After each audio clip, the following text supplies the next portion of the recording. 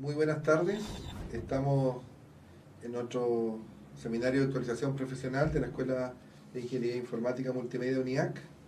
En este caso tenemos un invitado muy especial porque además de un ingeniero informático de mucha trayectoria, es un amigo personal, pero no lo invité por su simpatía, sino por sus años de experiencia.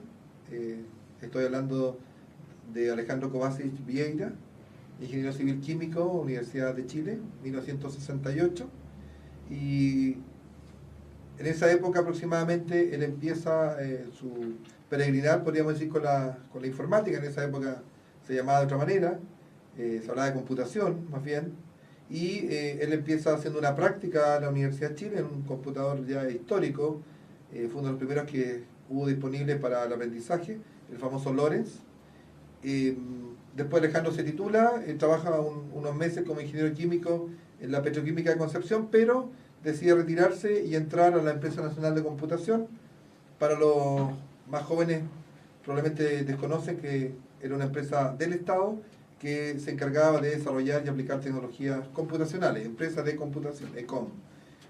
Trabaja como analista de sistemas hasta el año 1974 y luego hace un emprendimiento, se junta con un socio, compran un computador o microcomputador de la época, un One PCS2, a la empresa Sisteco, y fundan la empresa ASIS, Alejandro Kovacic Ingeniería de Sistemas, en el año 77, empresa que duró hasta el año 91, llegando a tener hasta 40 personas, algo que en estos tiempos sería una empresa de informática grande, en esa época era muy, muy importante. Posteriormente a eso, Alejandro se retira y funda ACB Ingeniería, empresa, podríamos decir, individual para hacer proyectos con instituciones como Sonacol, Serprotemp, etc. Y en el año 93 decide empezar a compartir su experiencia, sus conocimientos con el mundo académico y empieza a hacer clases en distintas universidades, como la Universidad Leonardo da Vinci, la Universidad Mayor, la Universidad de Chile, la Universidad de Portales, después la Universidad USINF y otras más. Es una pequeña introducción.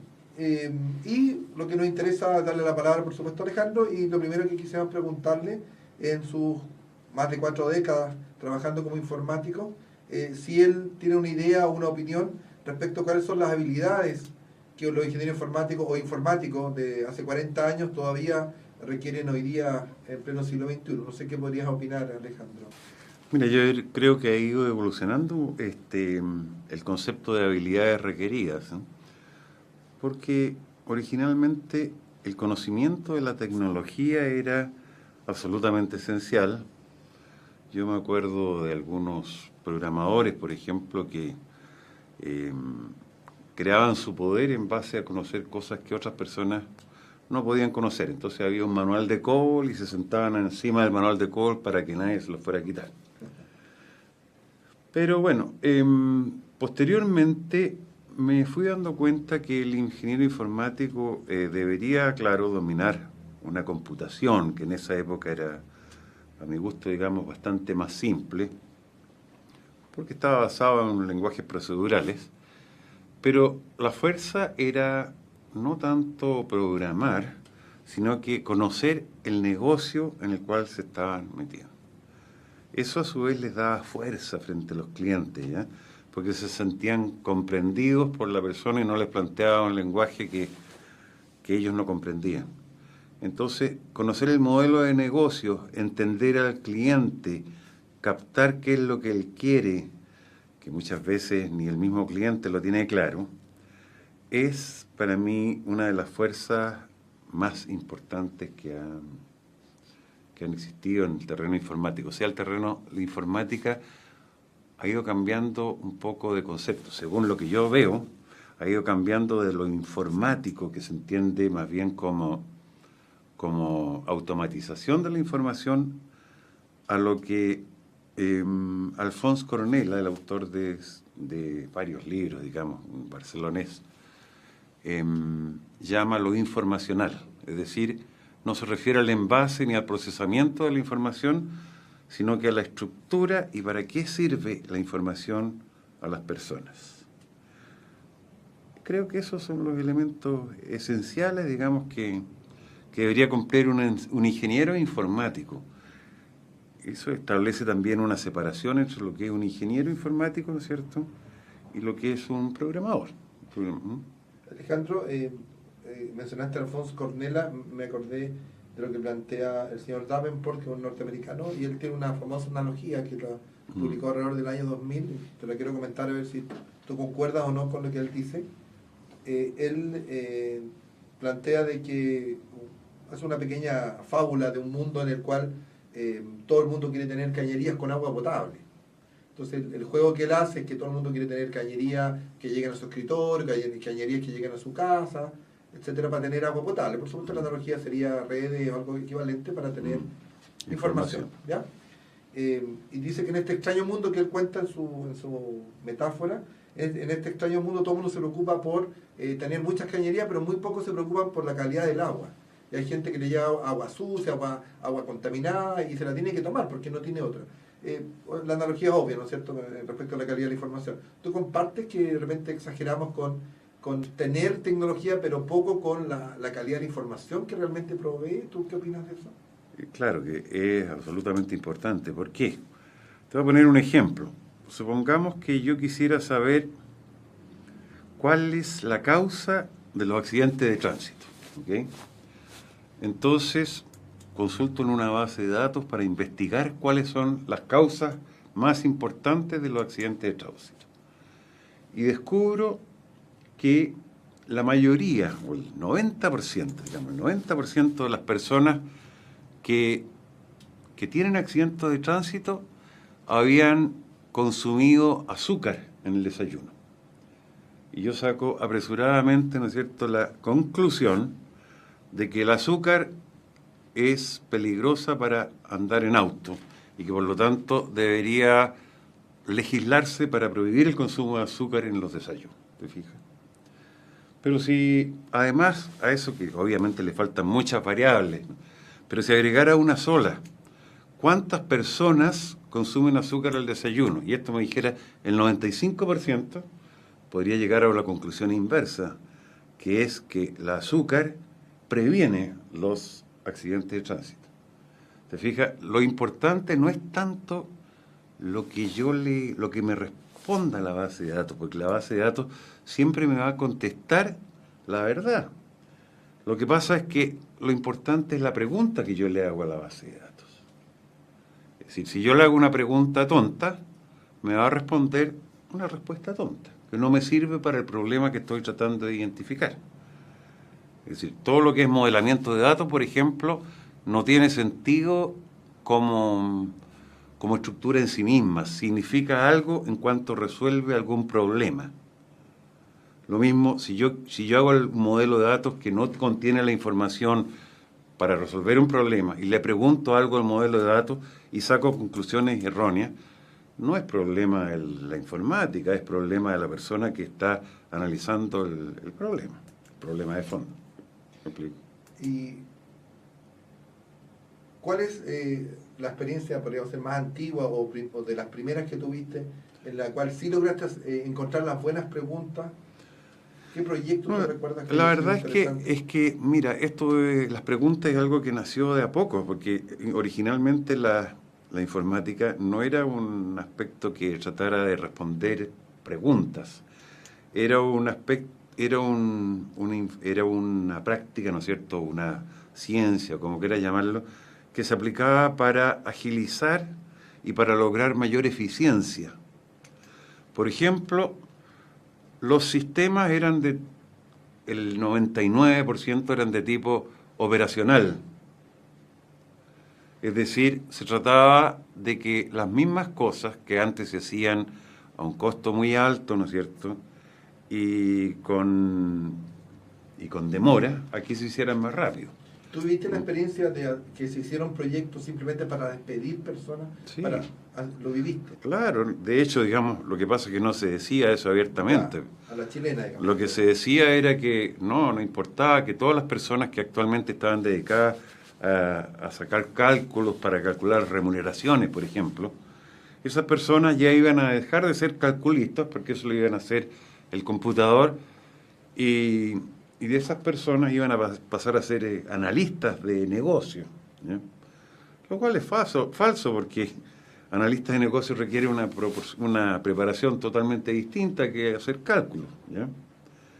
Entonces, ¿a dónde apuntaba la computación? Apuntaba a la eficiencia, es decir, a hacer las mismas cosas, pero con menos recursos.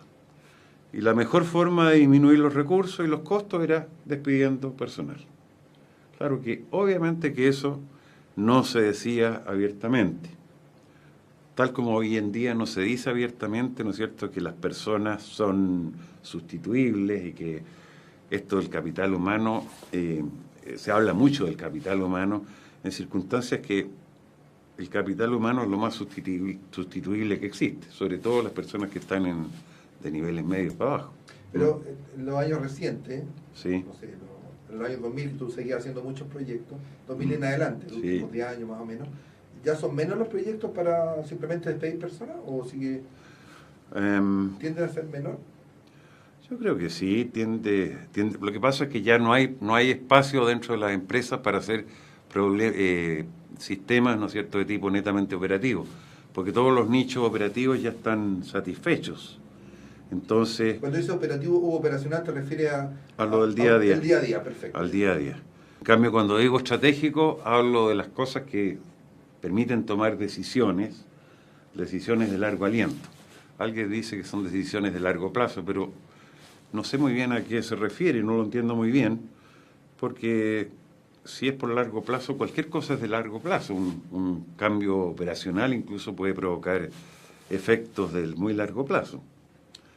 De tal manera que es tomar decisiones en las cuales tal vez haya un antes y un después. A eso me refiero con estrategia. Perfecto. Y hacia eso apunta, ¿no es cierto?, generalmente todo lo que es bases de datos, todo lo que es warehouse, todo ese tipo de cosas, ¿no es cierto?, que son grandes almacenes de datos de los cuales se pueden extraer información. Y hay otro aspecto, digamos que yo siempre sostengo que si bien para tomar alguna iniciativa se requiere información, ¿no es cierto?, también ocurre que tener información sugiere y abre nuevas expectativas, siempre que la información se pueda manejar correctamente, ¿ya? Y que hagamos las preguntas correctas. Cuando hay índices, por ejemplo, que no nos dicen nada, es mejor no tener índices, ¿ya? Y, digamos, toda la industria actual, hablando en general, ¿no es cierto?, se maneja en base a los famosos KPI, todos los índices de gestión, etc. Mencionaste una palabra que es informacional. Sí. Y conversábamos nosotros atrás, antes de empezar esta entrevista, y nos acordábamos del libro que publicaste en el año 2003, justamente, hace 10 años atrás, sí, y que se llamaba Consultoría Informacional, ¿correcto? Sí, sí. No sé si podrías comentar o explicar de qué se trata ese concepto, porque si bien tú no lo inventaste, como bien lo explicas, de alguna manera lo desarrollaste y lo planteaste de una manera práctica y aplicable. ¿Qué podrías comentar al respecto? Bueno, mira, lo que sucede es que yo siempre he pensado que entre la informática y los ejecutivos hay una zona que es una zona de nadie, y eso no se ha ido resolviendo, sino que pienso, y puedo estar muy equivocado, que se ha ido incrementando. Es decir, llegan muchas personas de informática y le dicen a los ejecutivos, les dicen a las personas de informática: oiga, yo quiero que me haga un sistema a prueba de tontos, porque yo no sé nada de informática. O sea, prácticamente le entregan todo el poder de decisión, lo delegan en los informáticos. Y los informáticos, prácticamente que no conocen el negocio, hacen lo que a ellos les parece, sin mayor participación del ejecutivo. Y eso significa, ¿no es cierto?, significa como el famoso adagio, ese famoso cuadro donde aparece lo que pedía el ejecutivo, lo que hizo el programador, etcétera, hasta que llegan a una solución muy simple, porque no ha sido entendido lo que se quería. Y es una cosa, lo que lleva un poco a eso es que no hay un lenguaje común entre los informáticos y los ejecutivos. No existe un lenguaje común. Se habla, por ejemplo, de que UML satisface eso porque tiene todos los reportes y todos los gráficos, ¿no es cierto?, que sirven para desarrollar un sistema de información. Pero realmente a mí no se me ocurriría ir a hablarle a un ejecutivo acerca de los objetos ni de los diagramas de clase, porque creo que no me entendería absolutamente nada. No me entendería, estará muy bien para un tratamiento entre tecnócratas, pero no entre tecnócratas y una persona que está en el día a día resolviendo problemas. Para ellos falta un lenguaje común, y que a mi gusto no lo resuelve el UML. Y sin embargo, lo que yo trato de llevar un poco es lo que antes se conocía, y de varias décadas atrás, que fue desarrollado por Edward Jordan y otros autores, digamos, que es el diagrama de flujo de datos, DFD, y que yo en ese libro le cambio nombre por el que le llamo diagrama de flujo de documentos, que para mí es esencial en la diagramación de un sistema de información, porque a cada proceso que está representado por una burbuja le asocio una herramienta de informática. Mira, yo diría que eso es lo más esencial, pero tampoco voy a tirarme flores con respecto al libro, porque hay muchas cosas, ¿no es cierto?, que están puestas ahí, como casi todos los primeros libros que haga cualquier persona, contienen muchos temas que no están tan relacionados entre sí, ¿ya? Me refiero a experiencias sobre propuestas públicas, cosas de ese tipo. Pero para mi gusto, esto y modelamiento de datos, que todavía se mantiene en la informática actual, es la esencia de los sistemas de información. Actualmente se le llama, no me acuerdo, en UML, digamos, se llama de otra forma el modelamiento de datos. No sé si... Yo le sigo llamando con su nombre original, que es modelamiento de datos, ¿no es cierto? O sea, relaciones entre entidades de datos, ¿ya? Con unas con otras, o bien entre atributos con otros.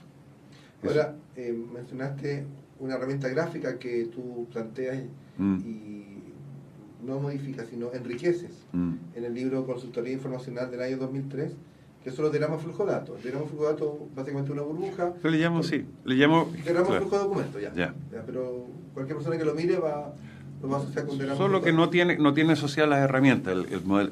Ese diagrama de flujo de documentos hecho por Edward Jordan estaba orientado exclusivamente a desarrollar sistemas informáticos, o sea, sistemas computacionales. En cambio, lo que yo hice trata de orientarse a solucionar problemas de negocio, ¿te fijas? Llamándole un proceso de negocio, cualquier cosa que sea conducida por una persona para alcanzar algún objetivo de la empresa.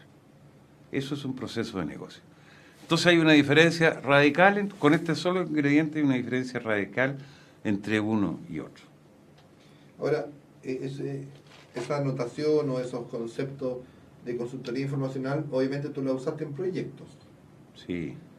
Y la persona que veía estos diagramas con la burbuja, las flechas y los números... Había que explicárselo. Ya, unos números romanos también, sí. que indicaban la identificación de la herramienta informática, sí. ¿Viste que me acuerdo? Sí.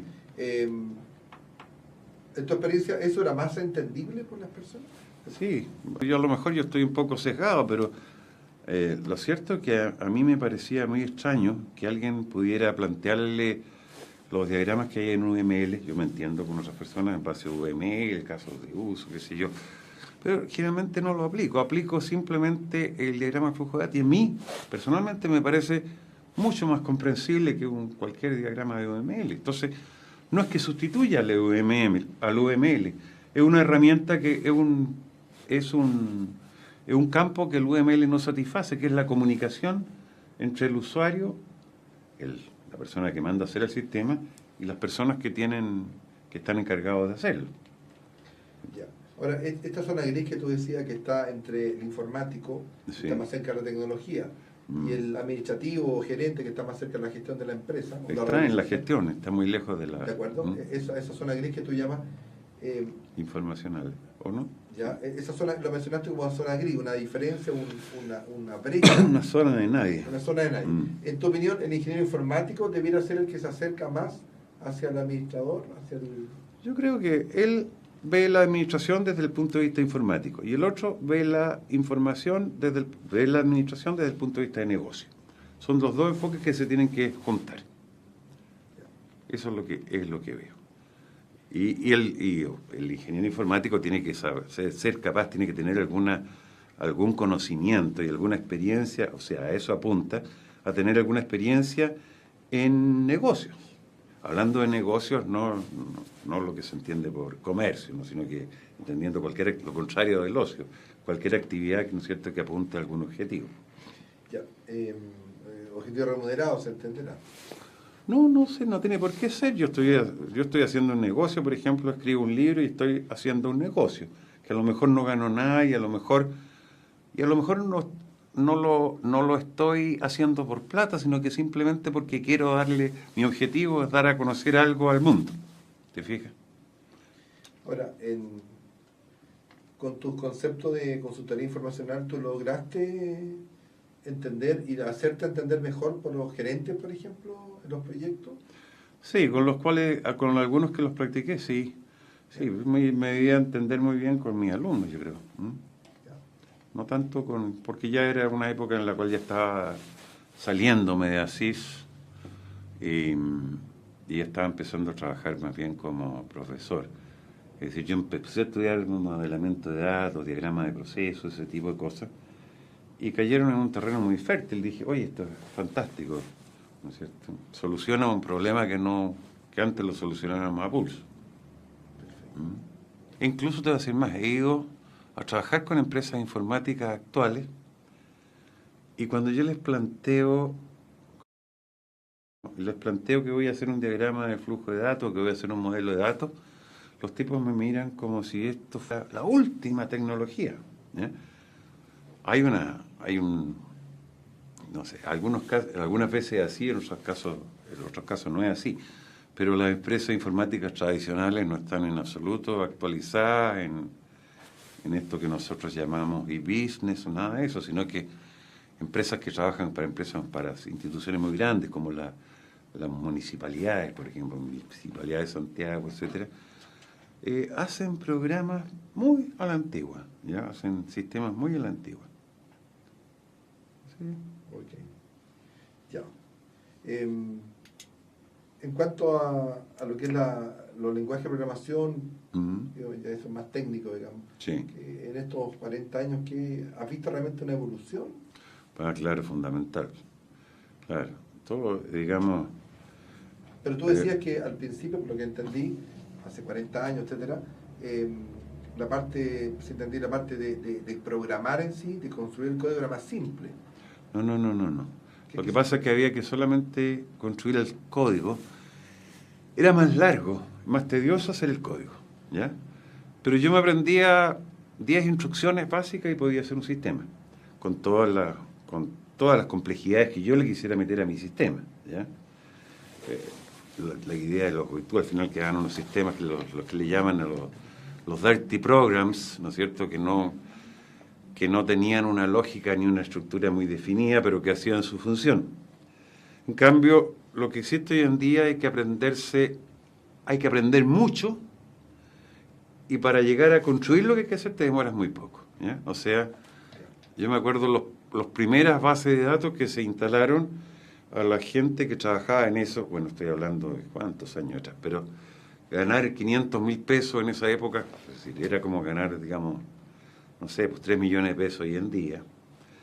Y era un sueldo que lo ganaba una persona que sabía algo, por ejemplo, de bases de datos como Oracle o como qué sé yo, cuáles otras que existen hoy en día. ¿Okay? Entonces ya, te entendí la idea. Perfecto. Y si tú tuvieras que dar un consejo a las nuevas generaciones de informáticos, los que están empezando nuestra carrera de informática multimedia, etcétera, más allá por supuesto de que tienen que tomar los cursos y ver los contenidos y todo lo más, que es obvio, ¿qué énfasis o qué, no sé si quieres hablar de habilidades, conocimientos, destreza, lo que tú quieras, ¿qué le sugeriría enfatizar en su formación? Yo le diría que lo que hay que enfatizar es el conocimiento de la persona, del usuario, conocer qué es lo que quiere tu usuario y qué es lo que le conviene al usuario. Establecer una relación muy directa y muy franca con el usuario para tratar de formar un equipo de trabajo. Eso es lo que yo le daría. Lo demás, claro, es la base, pero el plus que te da, digamos, es el conocimiento del problema y el conocimiento del modelo de negocio que tiene el usuario y lo que quiere, lo que le interesa, digamos, realmente conocer. Es decir, más bien una relación humana con la persona con la cual voy a trabajar. Entonces, estabas hablando de habilidades sociales específicamente. ¿Perdón? De habilidades sociales. No, escuchar, no, son habilidades totalmente profesionales. Entender el problema... No, es que habilidades sociales no implica que... Ya, que no sean profesionales. Sí, habilidades sociales. Porque en general, cualquier persona habla de que tú estudias o eres ingeniero informático multimedia, por ejemplo, ingeniero informático a seca, y la persona común piensa en habilidades técnicas, no piensa en habilidades sociales. Claro, no. O sea, tú vienes un poco de vuelta con el tema, partiste fuerte con el tema de habilidades técnicas y ahora piensas que se debería estar por el lado de las habilidades sociales. Sí, claro, yo digo que hay que tratar de entender y llegar a un documento de consenso con el cliente. Eso es lo básico. Entendiendo el cliente no la persona que te va a pagar, sino que la persona a la cual tú le vas a hacer el trabajo. Perfecto. ¿Ya? Es decir, lo que yo me dedicaba a tener una reunión que podía durar 1 hora, 1 hora y media, no más que eso, y después salir de la reunión y empezar a notar, en la medida que yo fuera recordando cómo iban siendo las cosas.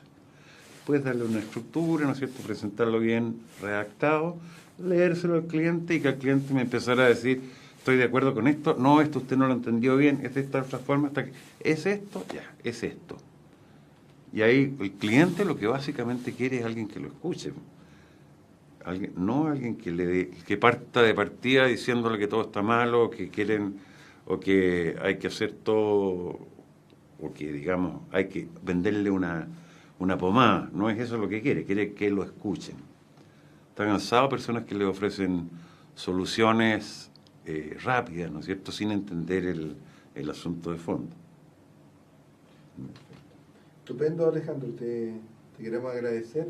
Gracias a ti. De la Escuela de Ingeniería Informática Multimedia UNIAC por haber estado con nosotros y compartir ya varias décadas de experiencia y de, digamos, sabiduría, podríamos decir. Gracias. Muchas gracias y quedamos hasta acá y será hasta otro próximo seminario de actualización profesional.